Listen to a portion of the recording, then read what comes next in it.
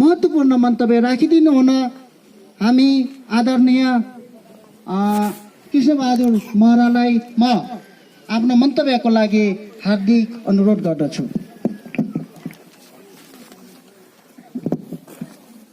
धन्यवाद उद्घोषकज्यू।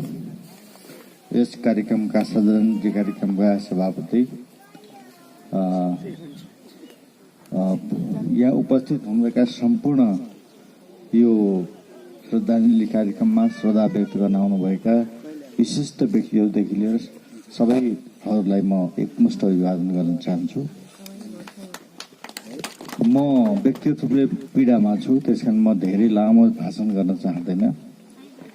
दुई चारवटा शब्दहरू केही राख्न जरुरी छ हाम्रो परिवारको तर्फबाट। मैले मेरो जीवन सङ्गिनी सीता महरालाई गुमाएको छु। वास्तवमा के भयो भने दसैँ आइरहेको थियो, हाम्रो 10 गते टिका थियो, 8 गते यहाँ दसैँ मानेछन् त दसैँको कुरा थियो।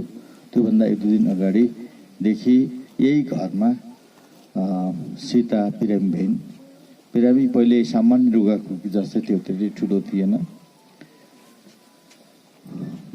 हामीले सल्लाह गऱ्यौँ उपचारकै क्रममा छिटो गरौँ कि भन्ने थियो। उनले 10 गतेभन्दा अगाडि नगर्ने सल्लाह दिन्। आफै 10 गते तपाईँ दसैँ मान्नुपर्छ भने, तर पनि 9 गते हामीले रेउगाको अस्पताल लग्यौँ भने सामान्य उपचार गराइयो। त्यसपछि हामीले दसैँको दिन दसैँ मनायौँ र 12 गते उनलाई हामीले दाङ पुर्याइयो। दाङमा अक्सिजनको अभाव भएको थियो, यहीँ निमोनिया भइसकेको थियो। निमोनिया बढी भइसकेपछि अक्सिजन कम भएको थियो। अक्सिजनको निमित्त हामीले दाङ पुर्यायौँ, दाङको अस्पतालमा भर्ना गरियो। तर उनलाई त्यो अक्सिजन रिकभर हुन सकेन। त्यसमा मैले 14 गते बिहान हेलिकप्टरमा काठमाडौँ लिएर नर्भिक अस्पताल लिएँ। कोभिडको मलाई शङ्का थियो, तर कोभिड भइसकेको कुनै पुष्टि थिएन। यहाँ पनि भएन, दाङ पनि भएन। त्यसमा हामीले हेलिकप्टरबाट काठमाडौँ पुर्याउँदा त्यहाँ डक्टरहरूसँगै सल्लाह गरेका थियौँ। सल्लाह गर्दा एयरपोर्टमा एम्बुलेन्स लिन आयो अस्पतालको, र अस्पतालमा कोभिडको सेक्सनको एम्बुलेन्स र डक्टरहरू सबै आउनुभयो। त्यसपछि कोभिड सेक्सनमै राख्यो। त्यसको 3 दिनपछि कोभिडको रिपोर्ट पोजिटिभ आयो त्यही। अनि त्यसपछि कोभिड सेक्सनमा हामीलाई भेट्ने अवसर दिएन। तर पनि 15 गते बिहान मैले आफै कुरा गरेँ सीतासँग। मैले कुरा गरेँ, हामी दुवैले कुरा गऱ्यौँ। मलाई गाह्रो त भएको छ, तर यो औषधि माइस्थेना ग्रेभिसको औषधिको डोज अलिकति मिलाएर डाक्टरलाई भन्नुहोस् है भनेको थिएँ मलाई।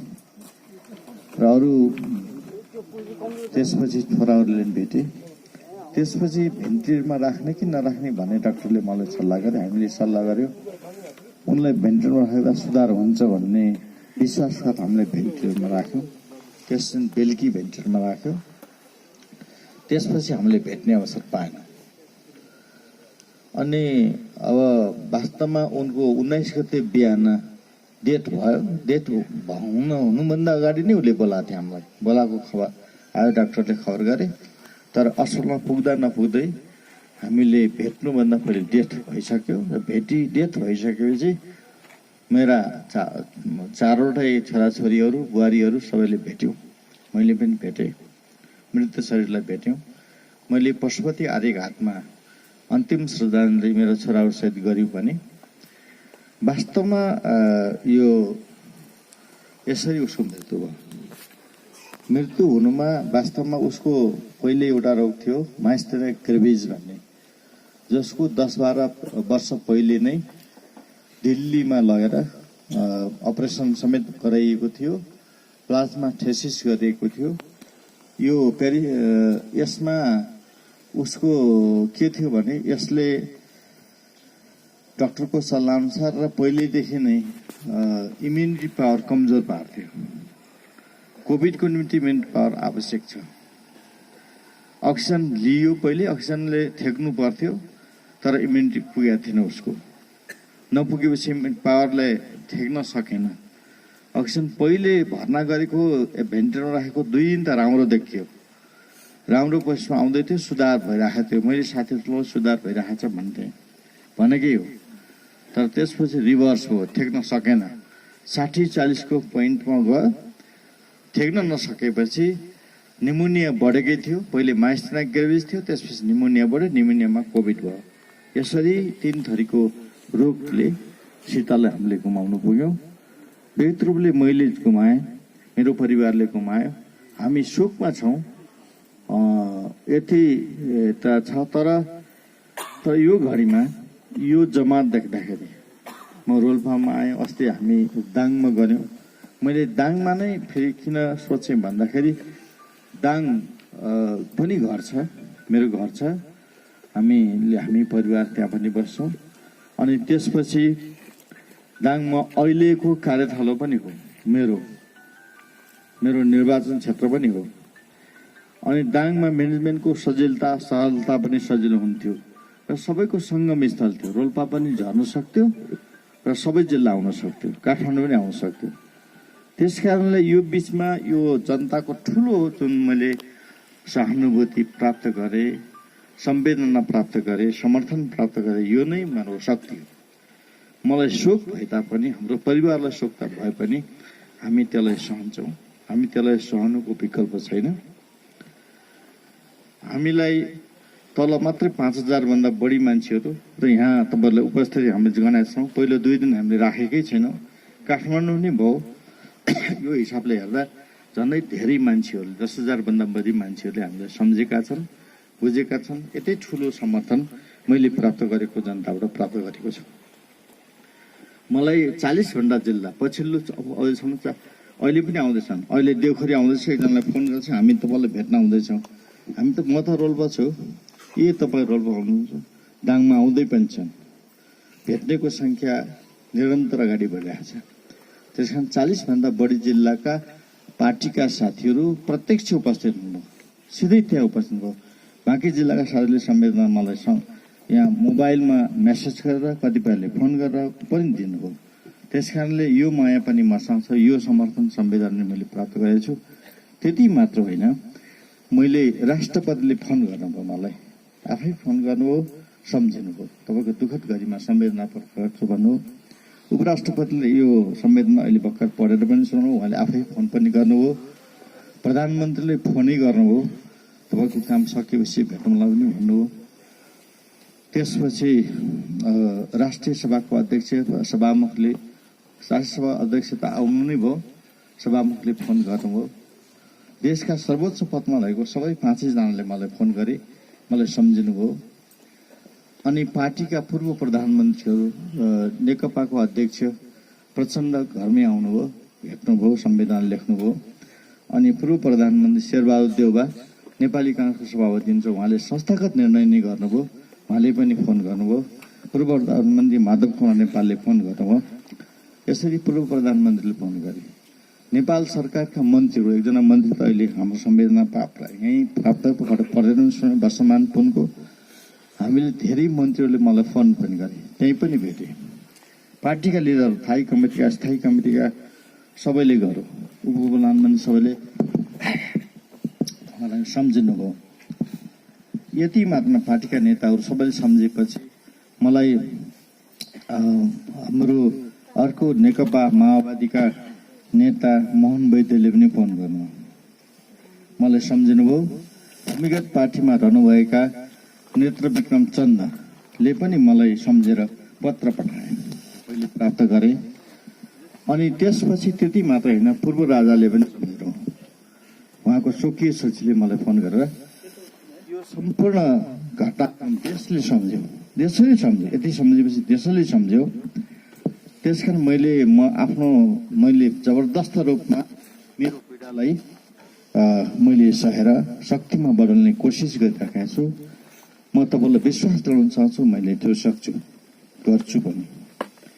यति मात्र होइन, अन्तर्राष्ट्रिय रूपमा पनि मलाई समर्थन प्राप्त हो। चीनको कम्युनिस्ट पार्टीले लेखेरै पठाइदियो, मलाई संवेदना दियो।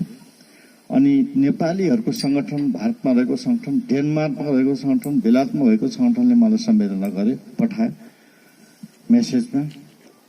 यसरी हेर्दा मैले देशका सम्पूर्ण तह र तबकाका देश बाहिरका पनि समर्थन प्राप्त गरेको छु र मेरो शक्ति यो सर्कलसँग सहानुभूति सर्कल सामान्य छैन। कसैले सोध्ला तर त्यो छैन भन्ने मैले ठानेको छु।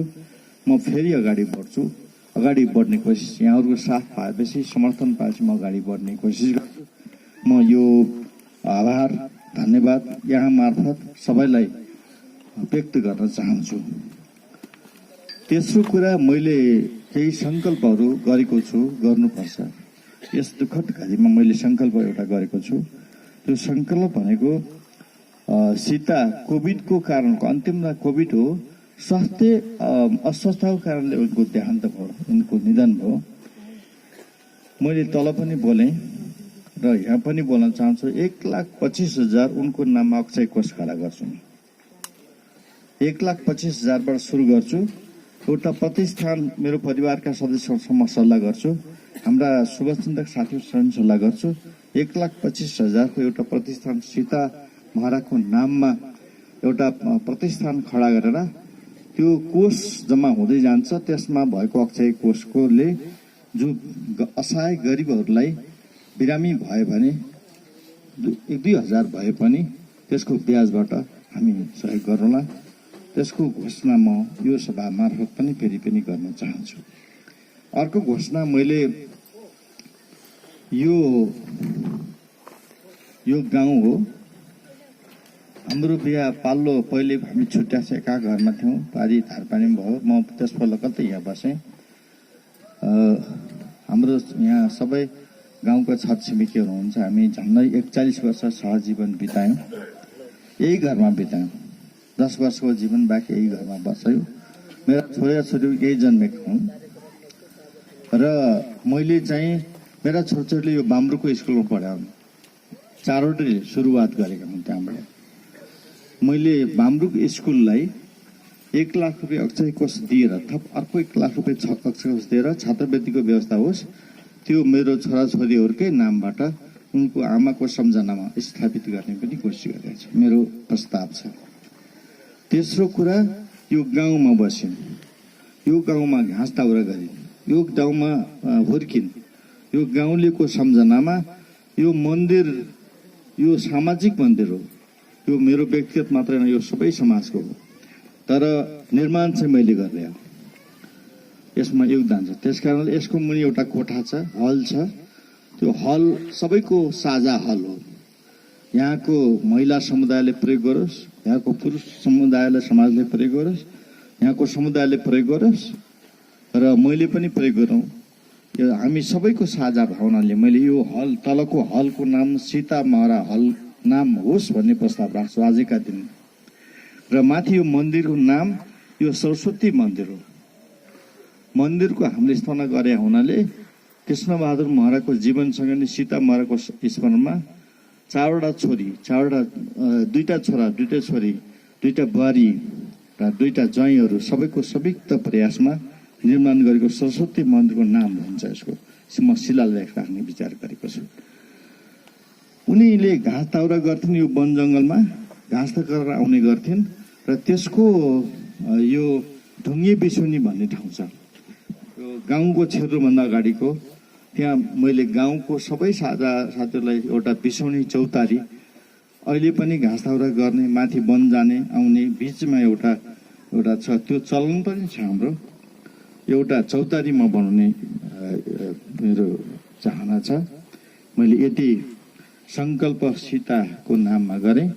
व्यक्ति रूपले मैले सङ्कल्प तपाईँलाई भन्नुपर्दा मैले सीताबाट सिक्नुपर्ने कुरा थुप्रै छन्, तर स्वास्थ्य सम्बन्धी धेरैले मलाई भेट्नाले के भने, महाराज सर तपाईँको स्वास्थ्य कस्तो छ? म ठिकै छु, तर मैले अबको दिनचर्या भनेको सुरुमा सीताले मलाई चाहिँ योगा गर्न सिकाउँथिन्। म योगा गर्थेँ, पहिले थोरै अलि लापरवाही गर्थेँ, तर तपाईँको उनले भन्थिन् लापरवाही भयो, यो गर्नुहोस्, यति पुगेन, यति बढी भयो, यति घटी भयो। मैले सीताले गर्दै गरेको सबै योगासन गर्छु। अब योगा गर्छु, नियमित रूपले भोजन गर्छु। अर्को व्यक्ति रूपले मैले तपाईँलाई भन्न चाहन्छु, मैले हिजो मेरो माइतीमा गएँ। हाम्रो यो जातको अनुसार हाम्रो चलन कस्तो हुन्छ भने 13 दिनपछि मासु पकाउने चलन हुन्छ। तर मैले सङ्कल्प गरेँ हिजोदेखि मैले माछा मात्रै खान्छु, मासुको सम्पूर्ण चिज बन्द गरेको छु। यही घटनादेखि मासु अब खाँदैन, बन्द गरेँ। यो मैले व्यक्तिगत रूपले गरेँ। त्यसपछि यो सामाजिक रूपले अहिले मैले भनिसकेँ। यति गरिसकेपछि अब मलाई लाग्छ सीताको आत्माले शान्ति पाउनेछ र व्यक्तिगत रूपले मैले अब मेरो जीवन, मेरा छोराछोरी, मेरा बुहारीहरू, मेरा ज्वाइँहरूको वृत्ति विकासमा समर्पित हुन्छु र सामाजिक रूपले अगाडि सबैले भन्नुभयो, यहाँ वनसारी घरतीले भन्नुभयो, कुलप्रसादजीले भन्नुभयो, अरू साथीहरू सबैले भन्नुभयो, किनभने यो अभिभावकत्व, यो घर अब मैले आउने बित्तिकै सोचेँ, यहीँबाट सोचेको थिएँ के गर्ने घरलाई। घर त घरको एउटा सदस्य वास्तवमा मूल नै सिद्धिएपछि यो घर त छ, म पनि छु, परिवार पनि छ। त्यसमा यो घर क्रमशः म्युजियममा बदलिन्छ।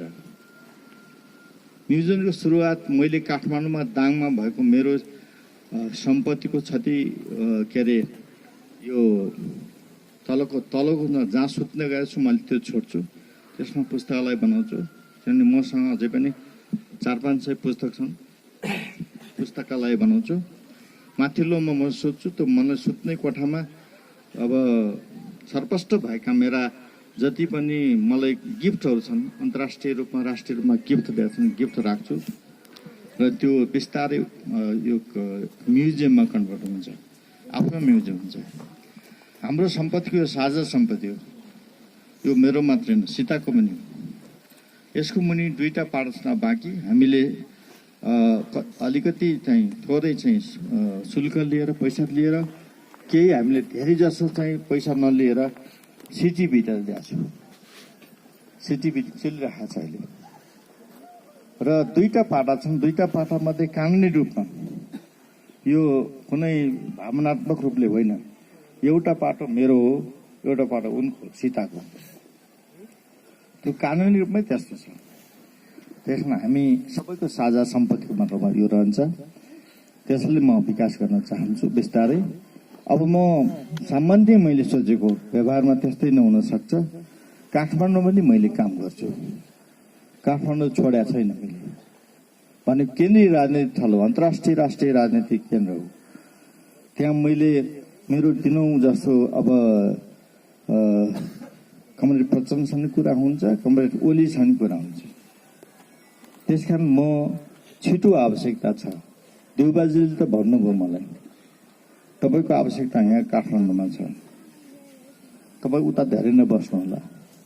तर त्यो एउटा विशेष भूमिका हो। म 1 महिनामा हप्ता दिन काठमाडौँमा बिताउँछु, राष्ट्रिय राजनीतिमा बिताउँछु।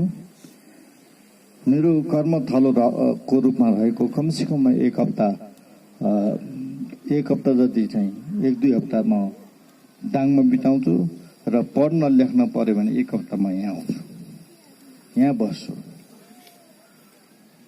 त्यसकारण सम्पूर्ण परिवारहरूको तर्फबाट यहाँहरू सबैले आभार व्यक्त गर्न चाहन्छु। म राजनैतिक कुरा अहिले गर्दैन, तर यति भन्न चाहन्छु, म राष्ट्रिय स्वाधीनताको पक्षमा अन्तिम समयसम्म लडिरहन्छु। राष्ट्रिय स्वाधीनता, जनताप्रति समर्पित हुन्छु। शान्ति र समृद्धि मेरो सपना हो। त्यसको निमित्त मेरो अन्तिम दम रहँदासम्म म यहाँहरूको जनताको सेवामा रहिरहन्छु। रोल्पाको कुरा गर्नुभयो, रोल्पा अस्ति मुख्यमन्त्रीले उहाँहरूले पनि भन्नुभयो, उहाँहरू वास्तवमा का साथ कुरा पनि गर्नुभयो। अस्ति शङ्कर पोखरेलले पनि कुरा गर्नुभयो, महाराजजी तपाईँ रोल्पाको प्रतीक हो, यो जनयुद्ध हो घर। अस्ति वर्षमानजी आउनुभयो, तल हामी फुलबारीमा बस्यौँ, उहाँले भित्र हेर्नुभयो, उहाँले पढेको कोठा। अहिले उपराष्ट्रपतिले भन्नुभयो उहाँले पढेकै कोठा। यो कोठा छ, यो कोठालाई गर्नुहोस्। धेरै साथीहरू हुनुहुन्छ यहाँ, विद्यार्थी साथीहरू आउनुभयो पढेर। त्यसकारण यो घर यहाँ शिक्षा, गणित र विज्ञान पनि सिकाएँ। त्यति अलिकति 1 घन्टामा चाहिँ गणित र विज्ञान मैले आधा घन्टा 30-40 मिनट सिकाउँदै पनि अलिकति राजनीति घुसाउँथेँ। विचार पनि घुसाउँथे, कम्युनिस्टको शिक्षा पनि घुसाउँथे। त्यस कारणले यो घर सामान्य महरा परिवारको घर मात्रै होइन, यो जनयुद्धकै घर हो। अन्तिममा जनयुद्धले यसलाई क्यास गर्नुपर्छ। फेरि म यहाँहरूलाई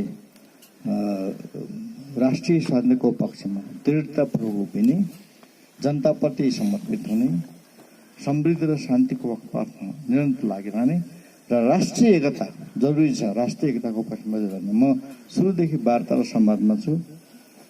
किनभने मलाई सबै पार्टी, सबै मान्छेहरूले अहिले भने नि सबैले चिन्ने, भूमिगत भएको विप्लवले नेत्र विक्रम चन्द्रले अनि गइसकेको राजाले अनि वर्तमान सत्ताधारी राष्ट्रपतिदेखि सम्पूर्णहरूले सम्झेको मतलब हो कि म वार्ता र सम्वादमा कहीँ चुकेको छैन, सबै ठाउँमा जान्छु। यो राष्ट्रिय भूमिकामा मैले राष्ट्रिय एकताको सपना देखिरहेको छु, गर्नै पर्छ। अहिले छलफल बहस ठिक छ, त्यसको अन्तिम निष्कर्ष राष्ट्रिय एकता हो, रूपान्तर सहितको राष्ट्रिय एकता र समर्पित हुन, तपाईँहरू निराश नहुन, अगाडि बढ्न म विशेष अपील गर्दै आफ्नो श्रद्धाञ्जलीको शब्द र अन्तिममा मेरो जीवन सङ्गिनी सीता महराको शान्तिको कामना गर्दै बिदा हुन्छु। धन्यवाद।